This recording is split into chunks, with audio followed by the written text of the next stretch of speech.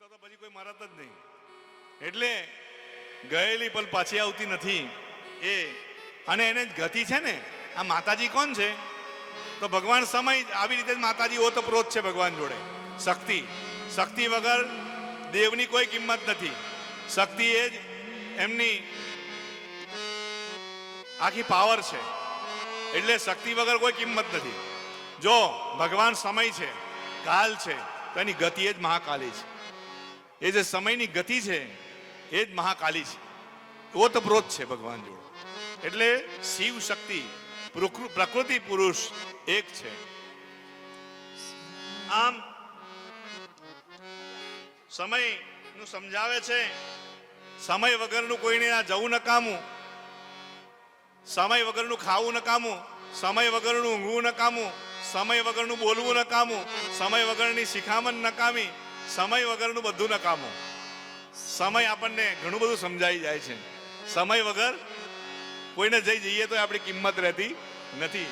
સમયમાં જઈએ તારે ઉભા આડેદાડ આટા મારીએ, સમય ના જઈએ તો આપણી કોઈ કિંમત નહીં. સમય મારો સાધ દેવાલા, કરું હું તો કાલાવાલા.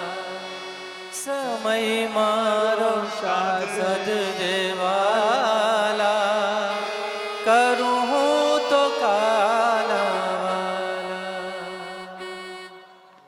આમ કહેતા સમયનું ભગવાને સમજાવ્યું. આપણો નક્કી કયો સમય હોય છે? ટીવી જોવાનો નક્કી, ચા પીવાનો સવારે તેથી શરૂ થાય, ઉઠવાનો નક્કી, ચા પીવાનો નક્કી, બ્રશ કરવાનો નક્કી, પેપર વાંચવાનો નક્કી, નોકરી જવાનું નક્કી, કે ધંધો નક્કી, કે કોઈ કામ જે કરતા હોય તે નક્કી, ટીવી જોવાનું નક્કી, પિક્ચર જોવાનું નક્કી. આ બધા સમય આપણા બધા નક્કી હોય છે. ફક્ત આ એક જ સમય આપણો નક્કી નહીં હોતો કે ભગવાનની સેવાનો. ઘણીવાર આપણો ચૂકી જઈએ. સવાર કરવાને બદલે 12 વાગે, આજ તો સમય જ ના મળ્યો, અત્યારે 12 વાગ્યા ઠાકોરજીને કે ભગવાનની સેવા કરવા બેઠી. પછી ઘણી વાર નાય થાય તા શું કે મારા ભગવાન સેવા પૂજા વગરના રહ્યા. અરે એમની તો લાખો જગ્યાએ સેવા પૂજા થઈ ગઈ, તું સેવા પૂજા વગરની રહી. આ તો નૈવેદ્ય ના મળ્યું, ભગવાન ભૂખ્યા રહ્યા. અરે એમના રાજભોગો કેટલાય મંદિરોમાં થઈ ગયા, આ તો તું રાજભોગ ધરાયા વગર રહ્યો. એટલે ભગવાન તો એમને તો અટકતું નહીં, એમનું કામ તો આપણું અટકી જાય. ભગવાનના તો સેવાઓ 5 વાગ્યાની ચાલુ થઈ જાય રોજ મંદિરોમાં. એટલે ભગવાનની સેવાઓ પૂજાઓ એ તો કદાપી અટકતી નથી આપણા વગર. સુતજી વર્ણન કરે છે રઘુવંશમાં. હવે આગળની કથા વર્ણન કરે રઘુવંશમાં. દશરથ રાજા થયા, ખટવાંગ થયા, એમને ત્યાં જ થયા, અને દશરથ થયા, જેમને ત્યાં રામજીએ રામ ભગવાન મર્યાદા પુરુષોત્તમ પધાર્યા. એ દશરથ રાજાની વાત કરે કે દશરથ રાજા દર વર્ષે બધા જ્યોતિષીઓને, ઋષિ મુનિઓ, મહાપુરુષોને બોલાવીને પૂછે કે આ વર્ષ ફળ કેવું છે, આ વર્ષ કેવું જશે. દર વર્ષે પૂછે. દર વર્ષ ફળ આ મહાપુરુષો એમને કહે. એક વખતે બધાને ભેગા કર્યા ઋષિ મુનિઓને દર વર્ષની જેમ, અને ઋષિ મુનિઓને મહાપુરુષોને પૂછ્યું કે આ વર્ષ કેવું જશે. તારે કીધું કે ભાઈ આ વખતે તો રોહિણી નક્ષત્રમાં જો શનિદેવ પ્રવેશ કરી જશે તો 12 વર્ષનો લાંબો દુકાળ પડશે. એટલે કે પ્રલય જેવું જ, કોઈ બચે જ નહીં. રોહિણી શકટભેદ આવે છે, એવો યોગ આવે છે. એ શકટભેદી જશે ને, જો શકટાકાર યોગ જો ભેદાઈ જશે શનિદેવથી તો 12 વર્ષનો દુષ્કાળ પડશે. રાજાએ વિચાર કર્યો, બધા મંત્રીઓ બોલાવ્યા, સભા બોલાવી, શું કરવું આનાથી છૂટવા માટે. ઋષિ મુનિઓ કે કોઈ ઉપાય નહીં. શનિદેવને કોઈ ના રોકી શકે. શનિદેવને કોઈ રોકવાની તાકાત નથી કે રોહિણીમાં જવાના તો જવાના જ. 12 વર્ષનો દુકાળ પડવાનો, બધા મરી જ જવાના, એનો કોઈ રોકનાર નથી. દશરથ રાજા કે પણ મારી પ્રજા મારા દીકરા જેવી છે. પહેલાના રાજાઓને આવું હતું. હા, મારી પ્રજા મારા છોકરા કહેવાય, એવો ભાવ હતો. અત્યારે તો ગલીએ ગલી રાજા થઈ ગયા એટલે અઘરું થઈ ગયું. બાકી રાજા જયારે એક હતા તારે એવું હતું કે મારી પ્રજા મારા દીકરા સમાન, મારા દીકરા દીકરી કહેવાય, એમને ના મરવા દો. દશરથ રાજાએ કહ્યું કે દિવ્ય રથ તૈયાર કરો, મારા દિવ્ય રથો, મારા દિવ્ય શસ્ત્રો તૈયાર કરો, મારો દિવ્ય શસ્ત્ર સરંજામ તૈયાર કરો, યુદ્ધ કરવું છે શનિદેવ સાથે. જાણે છે શનિદેવ સામે કોઈ ના જીતી શકે, પણ તોય મારી પ્રજા માટે હું ભલે દેહ પડી જશે તો પડી જશે, મારી પ્રજા માટે પડશે ને. ચાલો બધું તૈયાર કરો અને મારે શનિદેવને રોકવા છે, શનિદેવની ગતિ રોકવી છે. બોલો, કોઈની બી તાકાત નથી. એ તાકાત સાથી આવી એમ લાગણીથી આવી, બીજાના સારા કરવાની ઈચ્છાથી, સારું કરવાની ઈચ્છાથી દશરથ રાજામાં આવી. બધા શસ્ત્ર સરંજામ દિવ્ય રથ ભેગા કર્યા, નક્ષત્ર મંડળ પર ચઢાઈ કરી અને રોહિણી નક્ષત્રને કહ્યું મારી પાછળ આવી જાઓ. સૂર્ય તમારા પ્રવેશ કરવા જઈ રહ્યો છે, તમે જલ્દી મારી પાછળ આવી જાઓ. આગળ દશરથ રાજા આવ્યા, પાછળ રોહિણી નક્ષત્ર આવી ગયા અને આગળ રાજા, અને કાન સુધી ખેંચી લાલ મુખવાળા એકદમ ક્રોધાગ્નિમાં ભભૂકી ઉઠેલા આ રાજા એ કહેવા લાગ્યા કે શનિદેવ ઉભા રહો, આગળ જવાય નહીં, મને વિંધીને તમારે જવું પડશે, મારી સાથે યુદ્ધ કરો. આવો પડકાર ફેંક્યો. ત્યારે શનિદેવે ખુશ થયા, પ્રસન્ન થયા.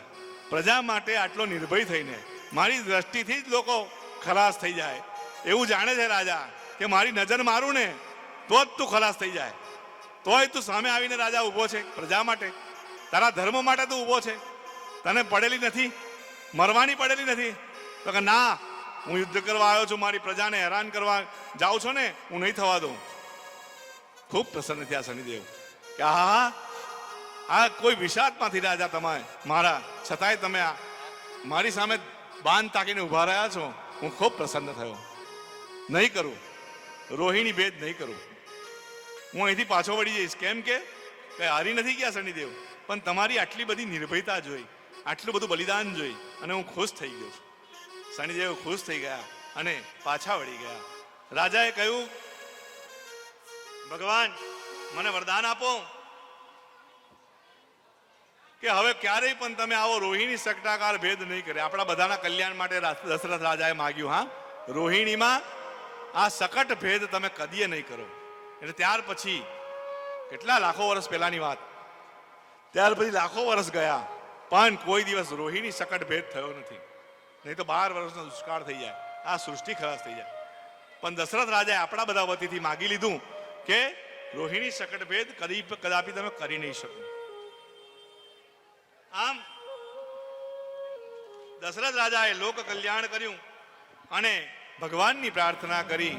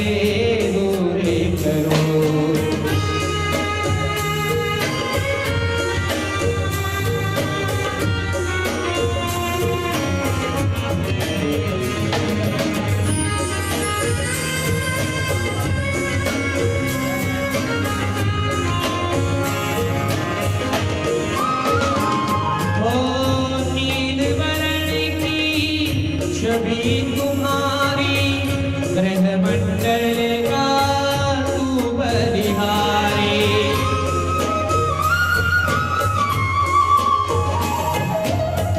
नीलवर्ण की छवि तुम्हारी ग्रह मंडल का तू बलिहारी तेरे चरण में शरणागत है देवलोक और नर नारी तू ही मेरी सुख शांति है तू ही मेरी सुख शांति है तू ही तो मेरा आधारी है इनकी गज है शनि देवा बस दुख हमारे दूर करो अर्पण है तेरे चरणों में अर्पण है तेरे चरणों में जीवन ये मेरा ओ देवा विनती एक हे शनि देवा बस दुख हमारे दूर करो